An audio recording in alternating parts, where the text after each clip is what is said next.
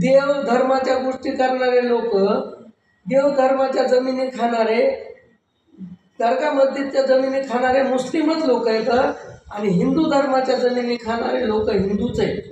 ना हिंदूच्या जमिनी मुस्लिमांनी खाल्ल्यात, ना मुस्लिमाच्या जमिनी हिंदूंनी खाल्ल्यात. आस्थेचे स्थळ हे राजकारणाचे प्रचाराचे केंद्र झाले. आपलं पुरातत्व खातं म्हणजे नावालाच आहे. बऱ्याच मुस्लिम देवस्थान असतात, हिंदू देवस्थान असतात. तर ह्यांच्या ज्या जमिनी तर त्या जमिनी रेकॉर्डप्रमाणे सापडत नाही. मग या चोरीला गेल्या का? सर, आपण जर बघितलं, बारकाईने जर आपण अभ्यास केला तर तुम्ही एक गोष्ट लक्षात घ्या की आपल्या बीड जिल्ह्यामध्ये 50,000च्या आसपास जमिनी आहेत देवस्थान दर्गा मस्जिदच्या. त्यापैकी 22,000 एकर दर्गा मस्जिदच्या ऑनलाईन नोंदी, 7/12 नोंदी.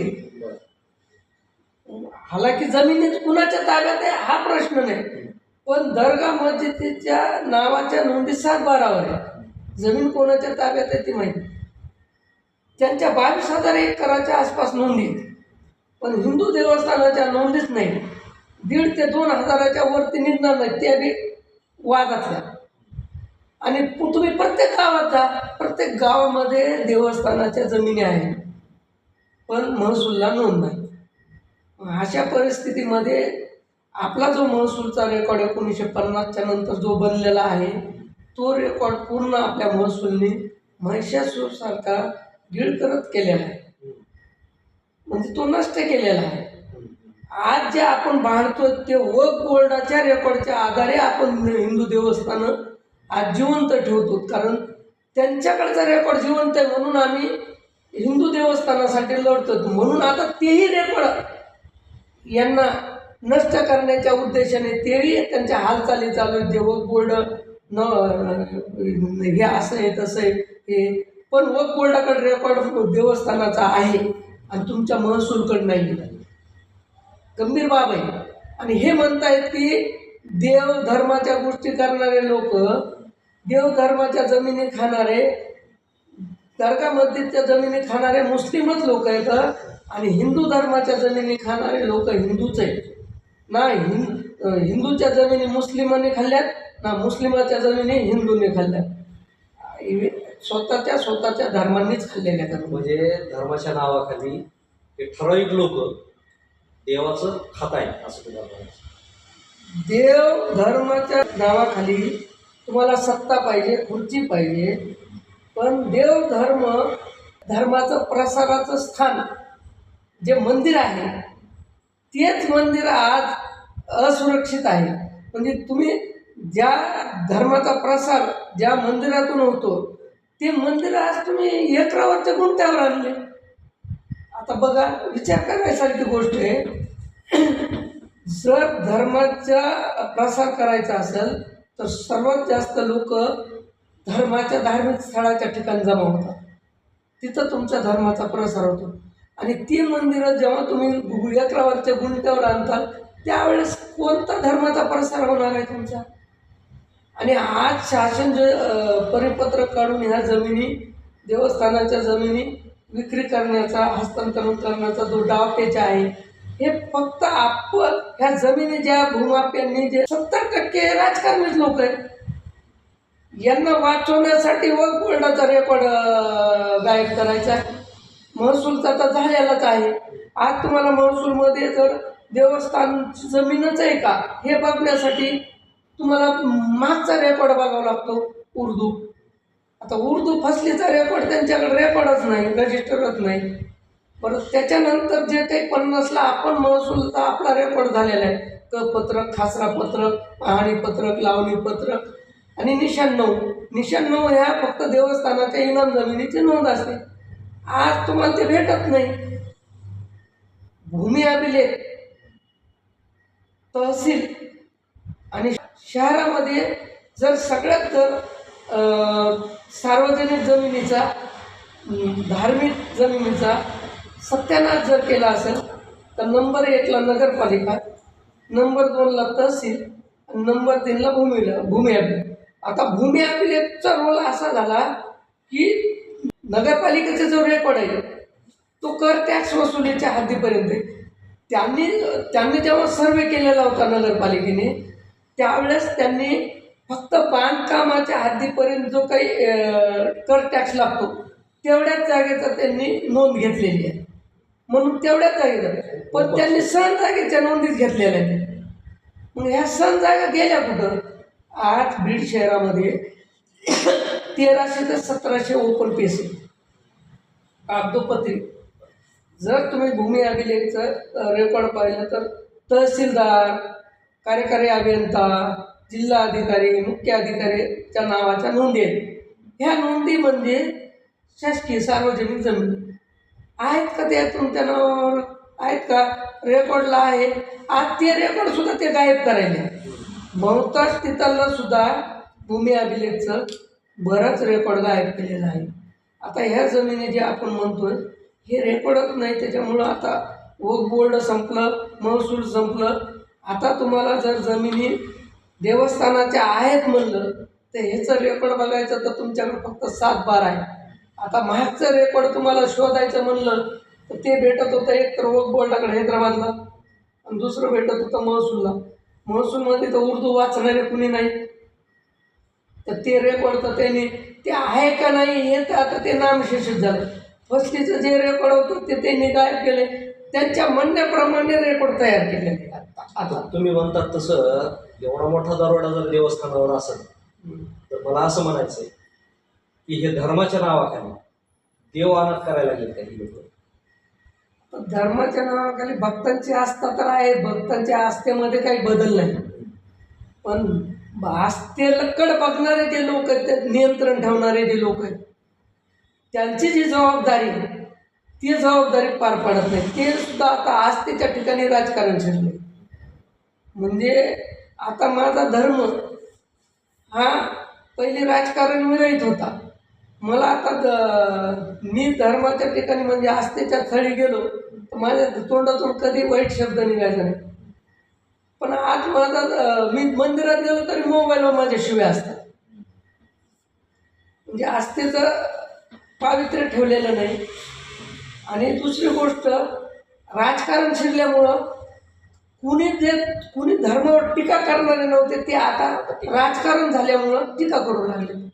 म्हणजे धर्म हा राजकारणाचा म्हणजे तुमची आस्था, श्रद्धा आता ही राज्यकर्त्याच्या अधिकारात किंवा सत्तेमध्ये आली म्हणायचं. ते पूर्ण आस्थेचे स्थळ हे राजकारणाचे प्रचाराचे केंद्र झाले. आता अनेक बुवा बाबा या राजकारणावरती बोलायला येतात, अनेक साधू संत म्हणून घेणारे स्वतः. परंतु तुम्ही तर आता हे देवस्थानं वाचविण्यासाठी, देवस्थानाच्या सुरक्षिततेसाठी आतापर्यंत लढा दिलेला आहे. नवीन नवीन अडगळीला पडलेले देवस्थानं जे शेकडो वर्षापासून लोकांच्या म्हणजे ध्यानीमनी नव्हती अशी शोधून काढली होती. मग आता हे जे धर्माच्या नावाखाली रोज बोलतायत लोक, मग त्यांचं लक्ष अशा अडगळीला पडलेले जे देवस्थान पुरातन मंदिर आहे तर त्याच्यासाठी ते का बोलत नाही? तेच सांगितलं, आस्था राजकारणाचं केंद्र झाल्यामुळं तेव्हा एखाद्या आस्थेच्या ठिकाणी राजकारणी शिरतात त्यावेळेस त्यांचा हेतू स्वार्थाचा असतो. आणि स्वार्थाच्या हेतूमुळं जे आस्थेचे स्थळं आहेत ते आता धोक्यात आलेले आहेत. आता त्यांची सुरक्षितता राहिलेलीच नाही. देवस्थानावर अतिक्रमण मोठ्या प्रमाणात झालेलं आहे. परंतु अतिक्रमण काढण्याच्या उद्देशाने आजपर्यंत एकही शासनाने, प्रशासनाने, सरकारने उठाव घेतलेला नाही. आपल्याकडं जर बघितलं तर आपण प्रत्येक देवस्थान हे अतिक्रमण आहे. परंतु मुस्लिमाचे देवस्थानं मुस्लिमांनी अतिक्रमण केलेले आहे, हिंदूचे देवस्थानं हिंदूच्या लोकांनी केलेले आहे. पण हिंदूच्या ठिकाणी मुस्लिम जर आला तर हिंदू जागा होतो, आणि मुस्लिमाच्या ठिकाणी हिंदू जर गेला तर मुस्लिम जागा होतो, अशी परिस्थिती नाही. मला म्हणणं असं आहे किंवा अनेक आता पुरातन मंदिर आहे जी की पडझडीला आली. काही मंदिर आहेत किंवा शेकडो वर्षापासून आहेत, परंतु तुम्ही म्हटल्याप्रमाणे त्यांची नोंद महसुलामध्ये नाही, शासन दरबारी नाही. मग आता आज आपण म्हणतो की आपल्या धर्माचं राज्य, धर्माची सत्ता, हं? असे धार्मिक तावादी पक्ष सध्या जास्त भारतामध्ये, महाराष्ट्रामध्ये आलेले आहेत सत्तेवरती. मग आता अनेक देवस्थानांचे जो निधी आहे किंवा ट्रस्ट आहे त्याचं उत्पन्न फार मोठं आहे. मग सरकार म्हणा किंवा असे ट्रस्ट म्हणा, जे असे भग्न पावलेले मंदिर आहेत त्यांच्या उद्धारासाठी, उत्थानासाठी प्रयत्न करताना आपल्याला दिसत नाही. नाही नाही, जर याच्या नोंदीत ठेवलेलं नाही ना. आता आहेत का नाही आहेत तर तुम्ही कसं सांगा. ज्याच्या नोंदीत नाही, ह्या नोंदी ज्या पुरातत्व खात्याचं काम आहे, ऐतिहासिक जेवढं काही वारसा आहे ते जपण्याचं काम पुरातत्व खात्याचं आहे. आपलं पुरातत्व खातं म्हणजे नावालाच आहे, त्याला काही देणं घेणं नाही. त्याच्याकडे कोणते तुम्हाला नोंदी सापडणार नाही. आणि आहे ते सर्वेक्षण वगैरे काही नाही. अनेक परिपत्रक आहेत पण त्यांचं सर्वेक्षण नाही, त्यांच्यावर देखरेख नाही. जेव्हा तुम्हाला नवीन इतिहास लिहायचा असतो तेव्हा जुना इतिहास नष्ट करावा लागतो. तसं पुरातत्व खात्याकडून चालू आहे. नवीन इतिहास लिहिण्याच्या मार्गावर आहेत म्हणून जुना इतिहास मिटवण्याच्या तयारीत. त्यांचा जुना इतिहास एक तर स्वतः काही करायचं नाही आणि लोकांना काही करून द्यायचं नाही. म्हणजे पुरातन वास्तू आहे म्हणून स्वतः रक्षण करायचं नाही, लोकांना करून द्यायची नाही, अशी परिस्थिती पुरातत्व विभागाने केली. नोंदी त्यांच्याकडे सापडणार नाही. दिलेलं तर फक्त नाव मिळेल, जागेची किती जागा आहे किती काय याचं काही देणं घेणं नाही. ते सरळ म्हणतायत की आमच्याकडे फक्त वास्तूची नोंद आहे, बाकीचं आमच्याकडे काही नाही. मग तुमच्याकडे नाही. आणि भूमी अभिलेखने रेकॉर्ड बनवला ते 1980ला बनवला आणि तो चौकशीच्या आधारे बनवला. आता चौकशीचा आधार हा काही अधिकृत रेकॉर्ड आहे का? कशाच्या आधारे तुम्ही चौकशी करून तेवढंच क्षेत्र घेतलंय? ऐतिहासिक देवस्थान आहे, राजा महाराजांनी ते बांधलेले ठेवलेले देवस्थान आहे. आज त्यांचं अस्तित्व तुम्ही गुंट्यावर आणून ठेवलं. तुम्ही राजा महाराजाचा उल्लेख केला. पूर्वीचे राजे महाराजे अशा देवस्थानाला दिवाबत्तीसाठी काही निधी द्यायचे. आता तसं शासन काही मंदिरांच्या दिवाबत्ती, त्या सुरक्षेसाठी, स्वच्छतेसाठी काही येते? दिलेलं आहे ना. पूर्वी राजा महाराजांनी जे जमिनी लोकांना म्हणजे ते दिवाबत्ती करायचे, जे सेवा करायचे, पूजा करायचे, त्यांची उपजीविका भागवा म्हणून त्यांना जमिनी दिलेल्या आहेत. हजारो एकर जमिनी त्यांना, हजारो एकर देवस्थानाला दिलेले. अहो हे सगळ्या लुटून खाल्ल्या ना. ज्यांना दिली दिवाबत्ती करायची, त्याच्यातून खर्च करायचे, तर त्या जमिनीसुद्धा त्यांनी हडपल्या नावं लावले. 58-59च्या रेकॉर्डच्या नंतर तुमच्याकडे आता रेकॉर्डच राहिला नाही. माझी जमीन देवस्थानाची, उदाहरणार्थ समजा मला म्हणायचं की माझ्या शनी मंदिरची ही जमीन आहे, ती जमीन असले म्हणायची तर माझ्याकडे मला 7/12वर तुमचं नाव लिहितंय. पण पूर्वीचं नाव तुमच्यावर 7/12वर होतं का हे बघण्यासाठी मला पाहणीपत्रक बघायचे. पाहणीपत्रकात नाही तर पाहणीपत्रकाच्या आधीचा मला डॉक्युमेंट बघायचं. खासरापत्रक बी नाही, कपत्रक बी नाही. हे जे रेकॉर्डच जर तुम्ही जिवंत ठेवलं नसत तर मी कसं समजणार की ही जमीन तुमच्याकडे कशी आली? तुमचा बी रेकॉर्ड नाही आणि देवस्थानाची कशी गेली याचा बी रेकॉर्ड. त्या देवस्थानं सुरक्षित नाही, जमिनी सुरक्षित नाही, बरोबर. आणि शासन काही कोणाचं संवर्धन करीत नाही म्हणायचं ह्या जमिनीचं, देवस्थानाचं, असं म्हणायचं तुम्हाला. मग याच्यामध्ये तुम्हाला सूचना काय करायची नाही सरकारला, लोकांना? माझं जे म्हणणं आहे की धर्माच्या जागी ठेवा, आस्था आस्थेच्या जागी ठेवा, धर्माला आस्थेला राजकारणावरही ठेवा. आणि तुम्हाला धर्म जर वाचवायचा असेल, धर्म जर जपायचा असेल तर त्याचं तुम्ही राजकारण करू नका. आणि त्याच्या ज्या जमिनी आहेत, तुमच्या धर्माचा प्रसार केंद्र ते मंदिर आहे, त्याचं जतन केलं तरच तुमचा धर्म जतन होतो. म्हणून त्याच्या ज्या जमिनी आणि त्याचे जे काही अस्तित्व आहे ते कसं टिकून राहील यासाठी कडक कायदा काहीतरी करा. आणि जेवढे काही ऐतिहासिक देवस्थान आहे त्याच्यावर अतिक्रमण झालेले ते अतिक्रमण काढण्यासाठी तुम्ही प्रयत्न करा. मग तुम्ही त्याच्यामध्ये विश्वस्त मंडळ असो, पुजारी असो, कुणी असो, त्याच्यामध्ये धर्मदाय कार्यालयातले आणि महसूल कार्यालयातले लोकही जर दोषी आढळले तर कडक कारवाई करा. याच्याशिवाय ते मंदिरं सुरक्षित होणार नाहीत, ती तुमच्या आस्थेचे स्थळं सुरक्षित राहणार नाहीत. धर्म वाढवायचा असेल, धर्म टिकवायचा असेल आणि धर्म जर तुम्हाला जिवंत ठेवायचा असेल तर धर्माचे आस्थेचे फळं तुम्हाला जिवंत ठेवावे लागतात.